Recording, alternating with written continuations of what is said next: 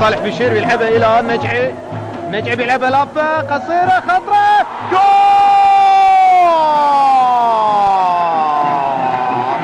جول جول في دقيقه 43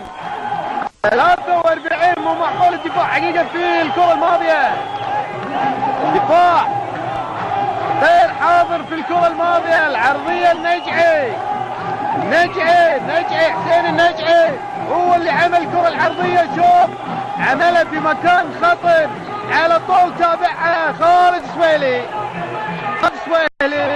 وهدف الثاني الان للاتفاق.